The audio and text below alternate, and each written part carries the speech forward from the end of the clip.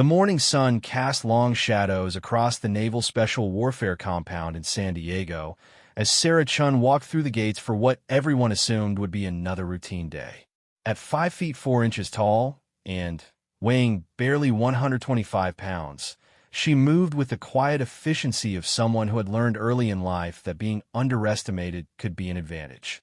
Her black hair was pulled back in a regulation ponytail, and her dark eyes held a focus that most people missed because they were too busy looking past her. Sarah had been working as a communications specialist at the base for 3 years, but to most of the Navy SEALs who passed her desk daily, she might as well have been invisible.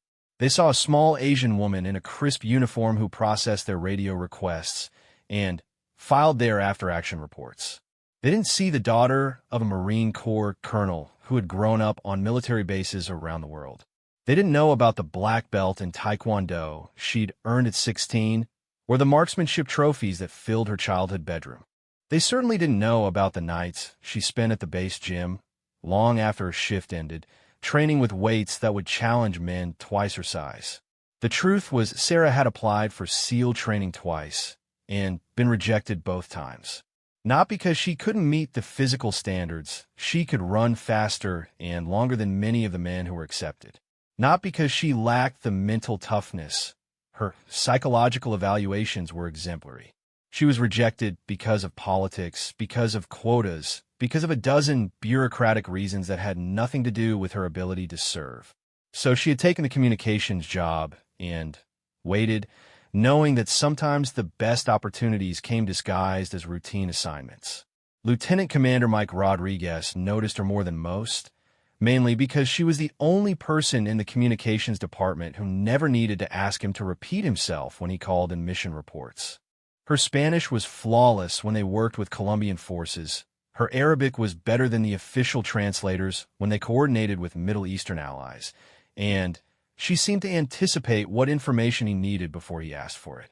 But even Rodriguez, who prided himself on recognizing talent, saw her as exceptional support staff rather than potential special operations material.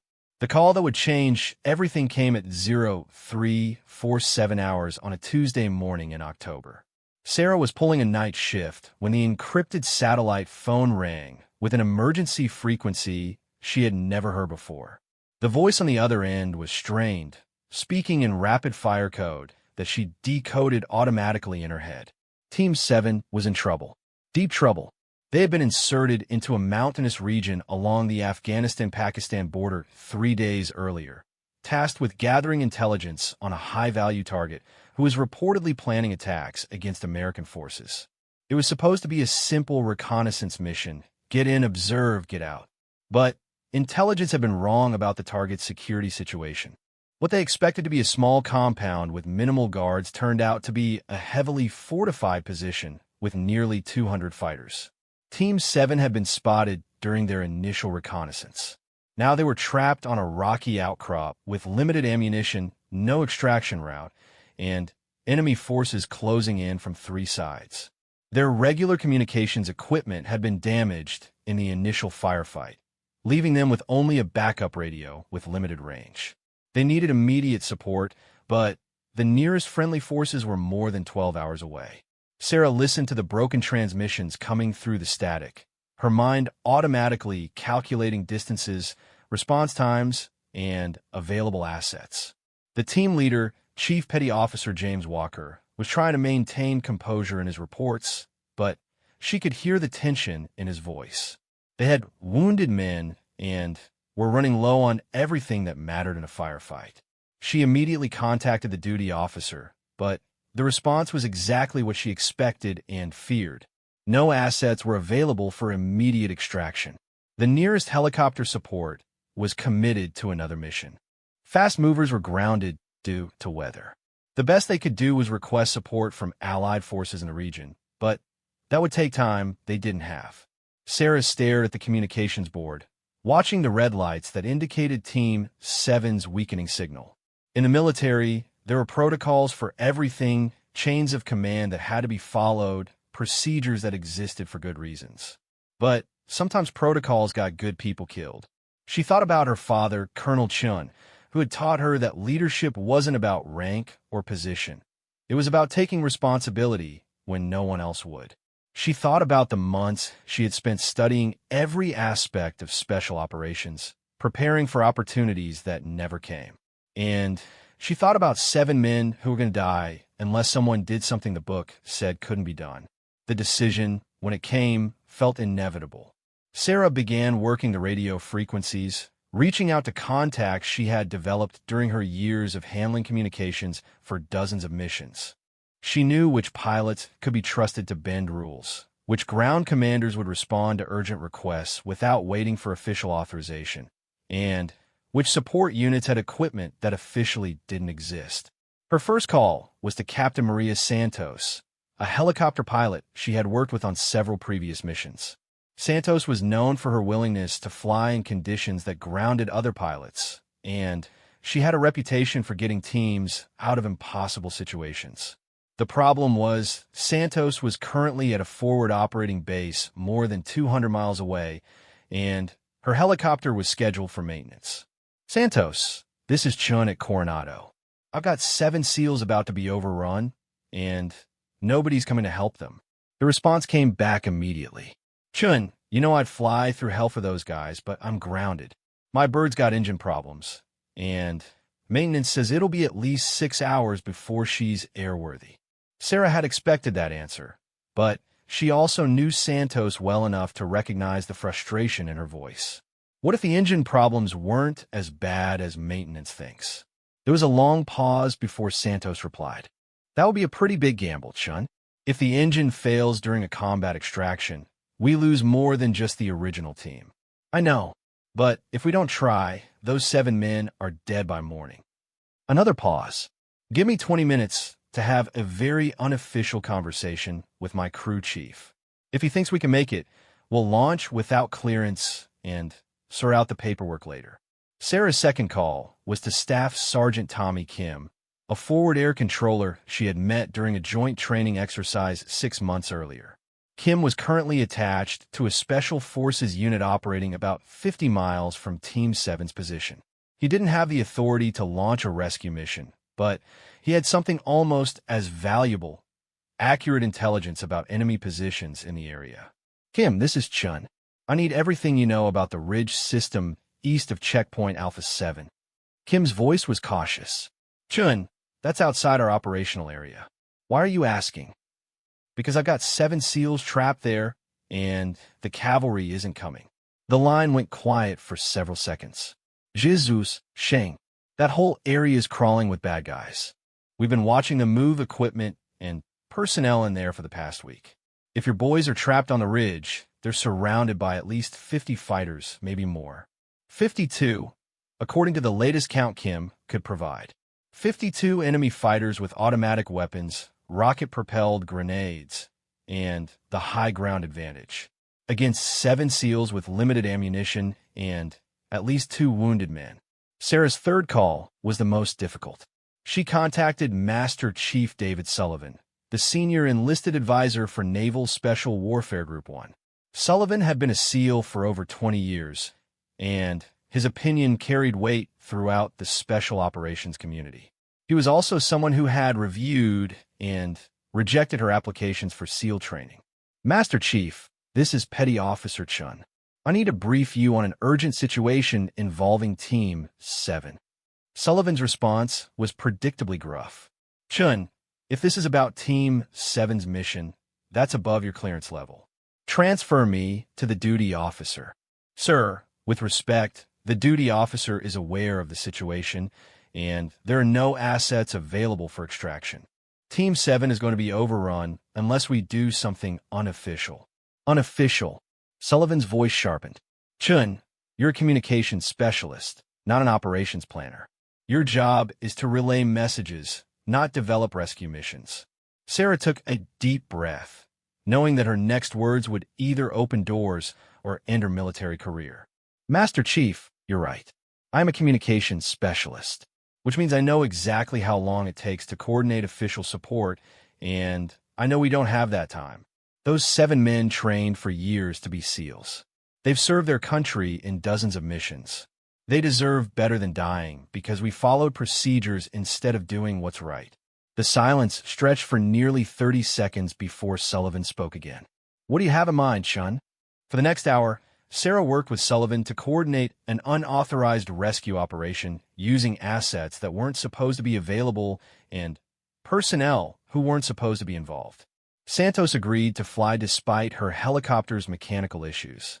Kim provided detailed intelligence about enemy positions and movement patterns. A Navy destroyer in the Arabian Sea was persuaded to provide fire support if needed. A medical team at the nearest combat support hospital was placed on standby. But the most critical element of the plan was Sarah herself. The improvised rescue would require precise coordination between multiple units that had never worked together before. Communication protocols would have to be established on the fly. Intelligence would need to be relayed in real time as the situation developed. And someone would have to take responsibility when the inevitable investigation began. Sarah volunteered for the communications role, knowing it would put her career at risk. What she didn't tell anyone was that she also had another plan, one that would take her far beyond the relative safety of the communications center. At 0630 hours, Captain Santos lifted off in a helicopter that should have been grounded for maintenance, carrying a crew of volunteers who were officially off duty. Sarah was in the back, wearing combat gear she had borrowed from the base armory and carrying radio equipment that would allow her to coordinate with all the elements of the rescue operation. Sullivan had protested when she announced her intention to accompany the mission. Chun, you're not qualified for combat operations. This isn't a communications exercise. Master Chief, those men are in trouble because our normal procedures failed them. If this mission fails, it won't be because we didn't have good communications. As the helicopter flew toward the mountains where Team 7 was fighting for their lives, Sarah checked her equipment one final time. She carried a modified M4 rifle, extra ammunition, medical supplies, and radio gear that would allow her to talk to everyone from the SEALs on the ground to the Navy ship offshore. But more than that, she carried the determination of someone who had spent 3 years being overlooked and underestimated. She thought about her father's words about leadership and responsibility. She thought about the men who had dismissed her as just another support person. And she thought about 7 SEALs who were about to discover that their rescue was being coordinated by the small Asian woman they had never bothered to notice. The helicopter thundered through the morning air, carrying Sarah toward a confrontation that would test everything she had trained for and dreamed of. Behind her, Master Chief Sullivan was already fielding angry calls from higher headquarters about unauthorized operations and missing personnel. Ahead of her, 52 enemy fighters were tightening their noose around 7 of America's most elite warriors. In the communications center she had left behind, red lights continued to blink as Team 7's radio calls became more desperate. Their ammunition was running low, their water was gone, and their time was almost up. But for the first time since the crisis began, help was finally on the way. It might not be the kind of help anyone expected, and it certainly wasn't authorized by anyone with enough rank to approve it. But it was coming, led by a woman who had spent her entire career preparing for a moment like this. The morning sun climbed higher as the helicopter raced toward the mountains, and Sarah Chun prepared to show the world what happened when someone stopped overlooking her. The helicopter's rotors chopped through the thin mountain air as Sarah studied the terrain below through her headset's integrated display. The rocky landscape looked deceptively peaceful from 5,000 feet, but she knew that somewhere in those jagged peaks and deep valleys, 7 American warriors were fighting for their lives against overwhelming odds. Captain Santos's voice crackled through the intercom. Chun, I'm getting reports of heavy weapons fire from the target area. Whatever's happening down there, it's heating up fast. Sarah adjusted her radio frequency and immediately heard the proof of Santos's words. Chief Petty Officer Walker's voice was tight with controlled urgency as he reported their situation to any friendly forces monitoring the emergency channel. This is Team 7. We are taking heavy fire from multiple positions. We have 2 wounded and are critically low on ammunition. Request immediate extraction or fire support. Current position is grid reference Tango 5907. Sarah keyed her microphone. Using the call sign, she had assigned herself for this unauthorized mission. Team 7, this is Guardian Angel. I have your position and am inbound with support. Give me a detailed assessment of enemy positions and your tactical situation. There was a brief pause before Walker responded, confusion evident in his voice. Guardian Angel, say again your unit designation. We are not aware of any support elements in our area. Sarah smiled grimly. Team 7, Guardian Angel is an improvised asset.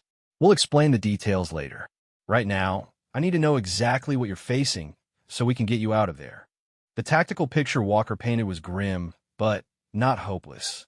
Team 7 had taken refuge in a natural rock formation that provided cover from 3 directions, but they were completely surrounded. The enemy forces had moved into position during the night, setting up interlocking fields of fire that made any attempt to break out suicidal. They estimated at least 50 fighters in well-prepared positions, with more arriving throughout the morning. Sarah processed this information while coordinating with the various elements of her improvised rescue force. Staff Sergeant Kim's Special Forces unit was moving overland to provide a diversion from the east. The Navy destroyer USS Hampton was positioning itself to provide naval gunfire support if needed, and Captain Santos was pushing her questionable helicopter toward a landing zone that existed only in Sarah's tactical calculations. But the most critical element of the rescue plan was about to be tested. Sarah had spent the flight studying satellite imagery and radio intercepts, developing a strategy that went far beyond simply coordinating communications. She had identified weaknesses in the enemy positions, gaps in their coverage that could be exploited by someone with the right training and enough determination.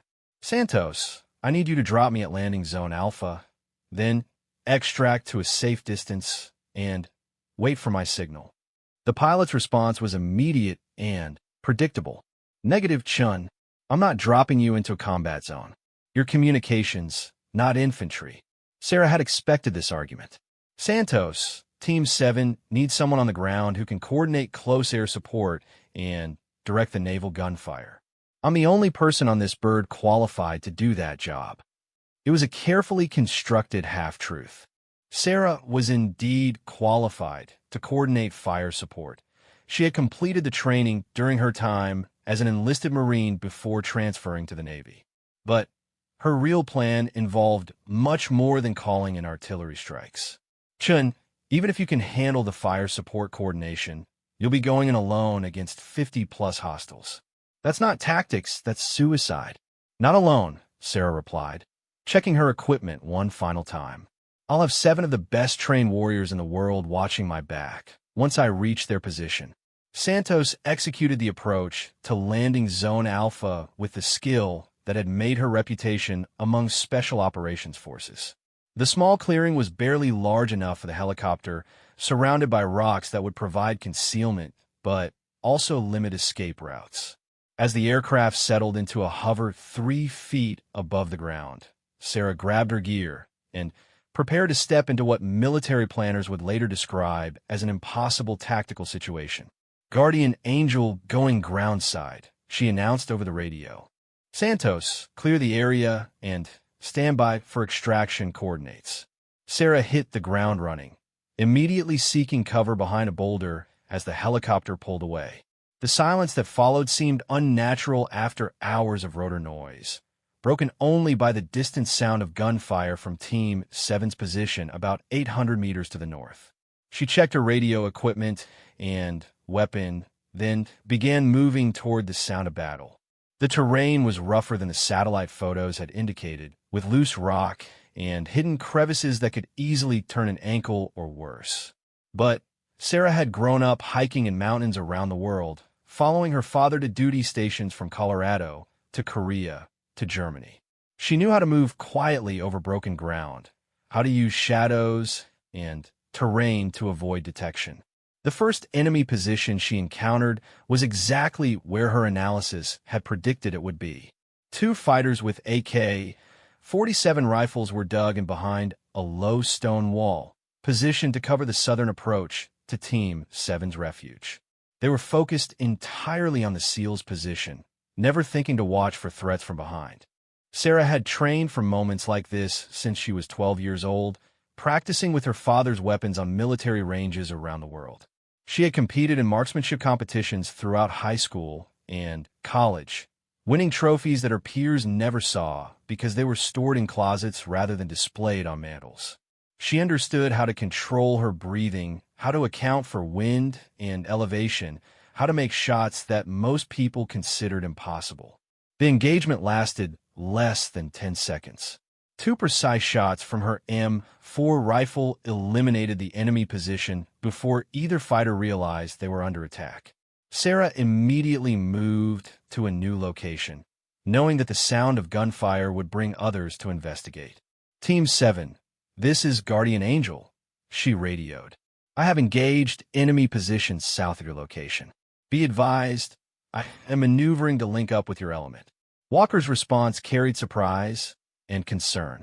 Guardian Angel, say again your position and unit size. We did not copy any friendly forces in our area.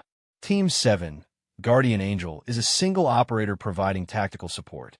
I will reach your position in approximately 15 minutes.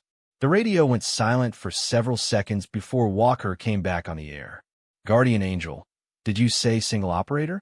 As in one person? Affirmative, Team 7. Guardian Angel is one very motivated communications specialist who got tired of watching good people die because of bureaucratic limitations. What followed was a string of profanity from multiple voices as the SEALs realized that their rescue was being coordinated by someone they probably knew by sight, but had never considered capable of special operations work. Sarah smiled as she moved to her next objective, knowing that their surprise would soon turn to relief when they realized what she could actually accomplish. The second enemy position was more challenging. For fighters with automatic weapons and a rocket-propelled grenade launcher were positioned on higher ground, with clear fields of fire covering multiple approaches to the SEAL's position.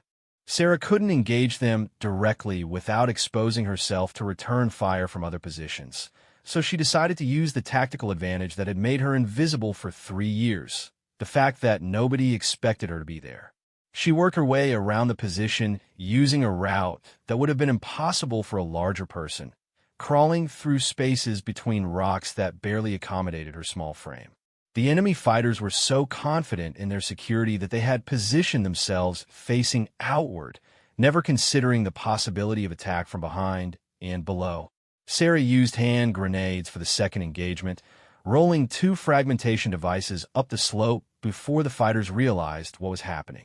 The explosions eliminated the position and sent a clear message to other enemy elements that their prey was no longer helpless. Team 7, this is Guardian Angel. Second enemy position neutralized. I am continuing movement to your location. This time Walker's response came immediately. Guardian Angel, whoever you are, you just saved our lives. That RPG position had us pinned down completely. Sarah was already moving toward the third objective, a machine gun nest that commanded the northern approach to Team 7's refuge. But as she maneuvered through the rocks, she could hear radio chatter from the enemy forces indicating they were beginning to understand that something had changed in the tactical situation. The enemy commander was coordinating a systematic search of the area, sending teams to investigate the attacks on his positions. Sarah realized she had perhaps 10 minutes before they found her, and only 5 minutes before they repositioned to block any rescue attempt. It was time to accelerate the timeline. All elements, this is Guardian Angel, she announced over the radio. Execute Fire Mission Alpha in 60 seconds. Team 7, prepare for immediate extraction following the fire mission. What followed was a carefully choreographed demonstration of why communication specialists were considered the most valuable people on any battlefield.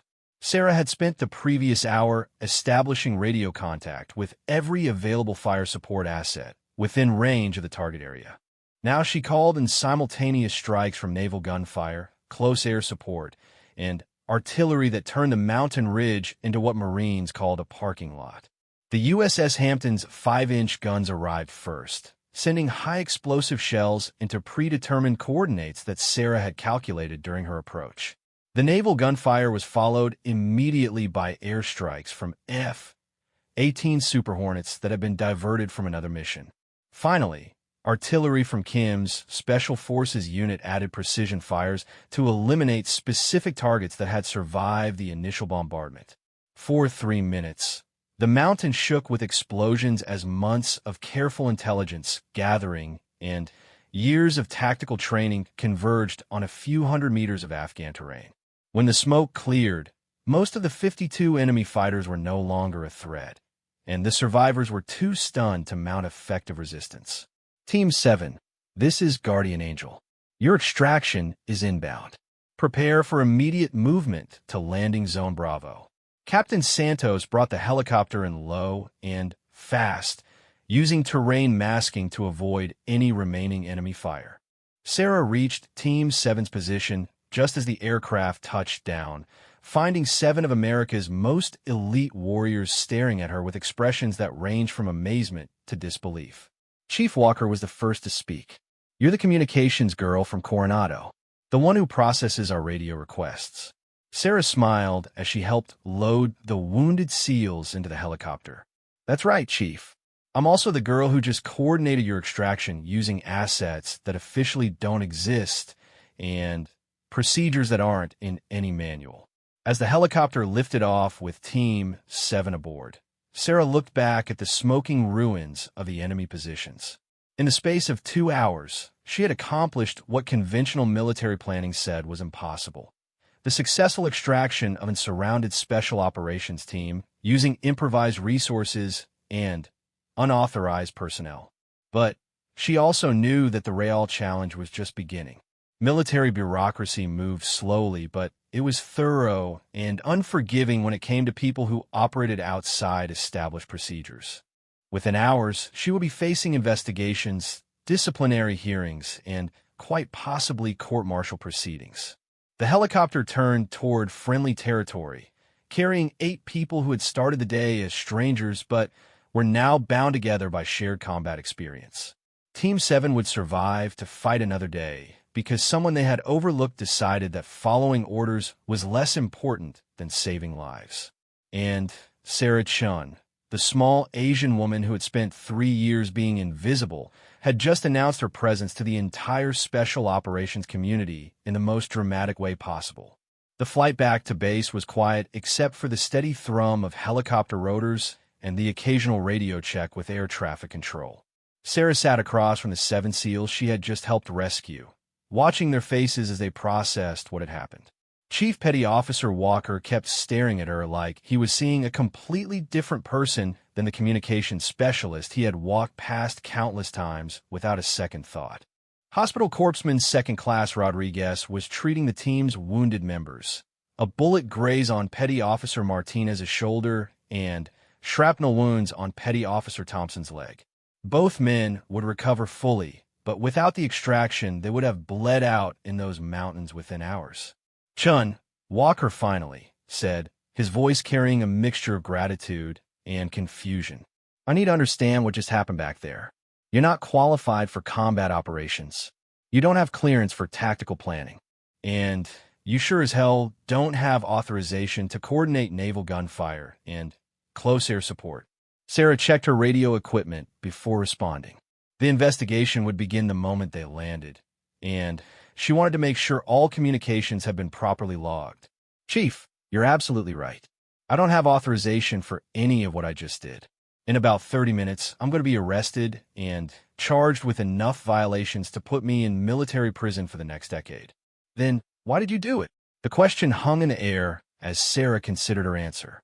She thought about her father, Colonel Chun, who had taught her that leadership meant making difficult decisions when everyone else was paralyzed by protocol.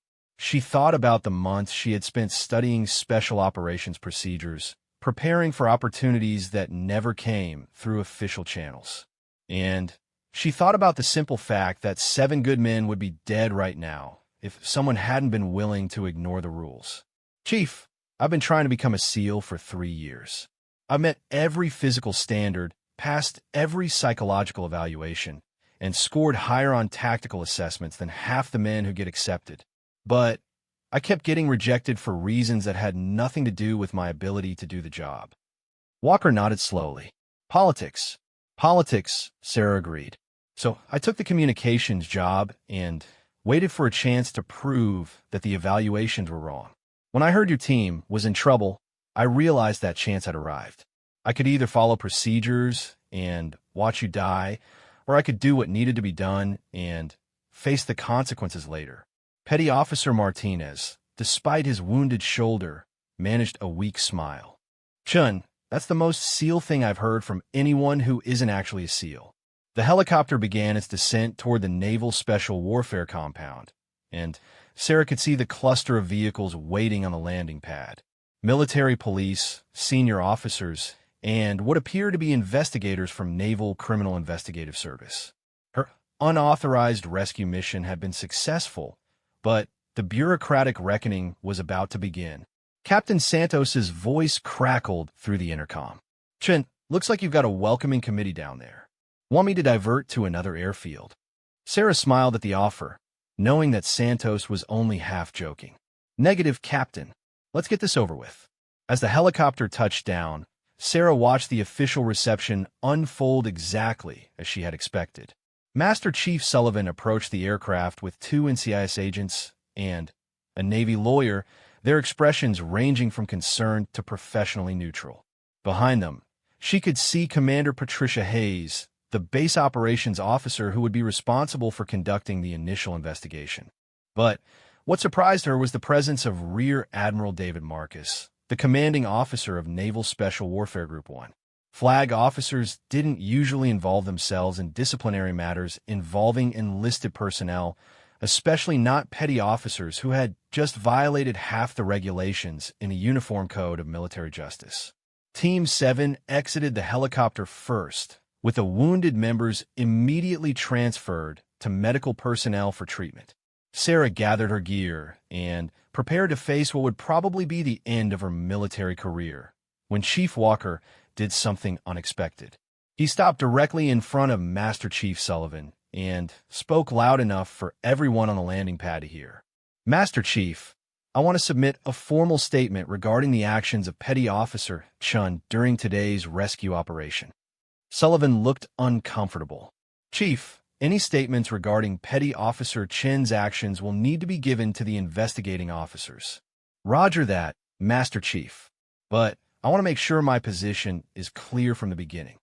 Walker turned to address Admiral Marcus directly. Sir, Petty Officer Chun saved 7 lives today by demonstrating tactical proficiency, leadership under pressure, and the kind of initiative that we supposedly value in special operations personnel. If the Navy courts-martial her for doing what was necessary to prevent the loss of an entire SEAL team, then we need to seriously reconsider our priorities. The other members of Team 7 formed up behind Walker, creating a show of solidarity that was impossible to ignore. These men were heroes by any definition, veterans of dozens of combat missions, and their opinions carried weight throughout the special operations community. Admiral Marcus studied Sarah for a long moment before speaking. Petty Officer Chun, you understand that what you did today violated numerous regulations and put multiple personnel at risk? Yes, sir. I understand completely. You also understand that unauthorized combat operations can't be tolerated, regardless of their outcome? Yes, sir. The Admiral nodded slowly. Good. Now explain to me how someone with your background was able to coordinate a complex rescue operation involving multiple service branches and civilian contractors. It was a fair question, and Sarah had been preparing the answer since she first decided to launch the rescue. She explained her Marine Corps background, her experience with fire support coordination, her language skills, and the relationships she had built during 3 years of handling communications for special operations units. But more than technical qualifications, she tried to convey the years of study and preparation that had led to this moment. She had read every after-action report she could access, studied tactical manuals that were supposedly above her clearance level, and learned from every SEAL who had been willing to share knowledge with the small Asian woman who processed their paperwork. "Sir, I may not have official qualifications for special operations, but I've been preparing for this my entire career. When the opportunity came to use that preparation to save lives, I couldn't justify following procedures that would have resulted in the deaths of 7 American warriors." Admiral Marcus listened without interruption, occasionally glancing at the members of Team 7 who remained at attention behind Walker. When Sarah finished her explanation, he was quiet for nearly a minute, clearly considering the implications of what had happened. "Petty Officer Chun, what you did today was insubordinate, unauthorized, and completely contrary to established military procedures."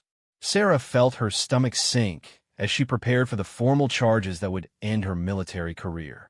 It was also brilliant, courageous, and exactly what I would want any member of this command to do in similar circumstances. The words hit her like a physical blow, so unexpected that she almost didn't process their meaning. Admiral Marcus continued speaking, but his tone had shifted from formal disapproval to something approaching admiration. "The investigation will proceed because regulations were violated, and we need to understand exactly what happened. But I can tell you right now that no charges will be filed against anyone who participated in today's rescue operation. What happened here was not a breakdown in discipline. It was leadership at its most fundamental level." Master Chief Sullivan stepped forward, his expression carefully neutral. "Admiral, with respect, the regulations exist for good reasons. If we allow personnel to operate outside the chain of command whenever they think it's justified, we'll have chaos." "You're absolutely right, Master Chief, which is why what happened today can never be repeated." The Admiral's expression hardened slightly. "Because we're going to make sure that personnel with Petty Officer Chin's qualifications are never again in a position where they have to choose between following procedures and saving lives." Sarah felt a mixture of relief and confusion. "Sir, I'm not sure I understand."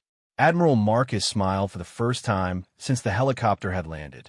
"Petty Officer Chun, your applications for SEAL training have been rejected twice for reasons that had nothing to do with your qualifications. Today, you demonstrated tactical proficiency, leadership, and courage under fire that exceed the standards we expect from most special operations personnel. You also demonstrated that our current selection processes are flawed." He paused, letting the implications sink in before continuing. "Effective immediately, you're being transferred to basic underwater demolition/SEAL training. If you can perform at your current level during the formal training pipeline, you'll graduate as the first female SEAL in naval history." The silence that followed was broken by cheers from Team 7, but Sarah was too stunned to react immediately. After 3 years of rejections and bureaucratic obstacles, the opportunity she had dreamed of was being offered as a direct result of the unauthorized mission that should have ended her career. "Sir, are you certain about this? The political implications of making me the first female SEAL could be significant. Chun, anyone who can coordinate the rescue operation you just pulled off while under enemy fire is qualified to handle political pressure. Besides, after today's demonstration, anyone who questions your qualifications is going to have to explain their position to 7 very vocal SEALs who owe you their lives." Chief Walker stepped forward again. "Admiral, Team 7 would like to volunteer as training advisors for Petty Officer Chin's preparation for SEAL training. We figure we owe her at least that much." The offer was unprecedented. Active SEAL teams didn't usually involve themselves in training pipeline candidates. But then, again, nothing about Sarah's path to special operations had followed conventional procedures. 6 months later, Sarah Chun graduated from basic underwater demolition/SEAL training at the top of her class, making history as the first woman to earn the SEAL Trident. Her graduation ceremony was attended by Admiral Marcus, Master Chief Sullivan, and 7 SEALs who had learned never to overlook anyone based on their appearance or background. During the graduation speech, Admiral Marcus referenced the rescue operation that had changed everything, though the specific details remain classified. He spoke about leadership, courage, and the importance of recognizing talent regardless of its source. But most importantly, he talked about the lesson that everyone in the special operations community needed to remember. The most dangerous enemy any military force can face is its own assumptions about what's possible and who's capable of achieving it. Today, we celebrate the graduation of someone who proved that our assumptions were wrong and who demonstrated that excellence comes in many forms. Sarah accepted her trident with pride, but also with humility. She had achieved her dream of becoming a SEAL, but she had also learned that the real test wasn't earning the qualification. It was proving every day that she deserved it. Her first assignment as a newly qualified SEAL was to Team 7, where she would serve alongside the men she had rescued.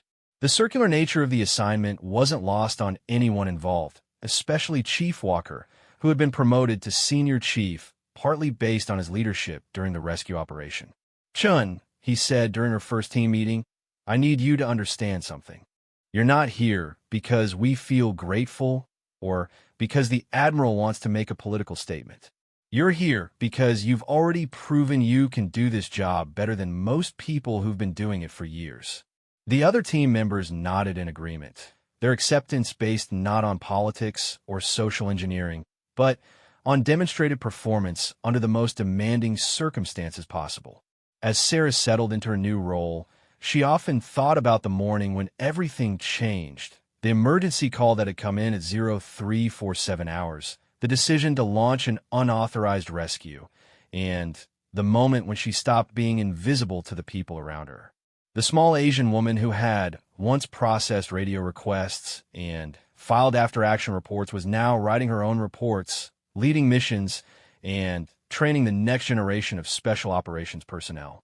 She had proven that being overlooked could be an advantage, but only if you were prepared to act when the opportunity arose.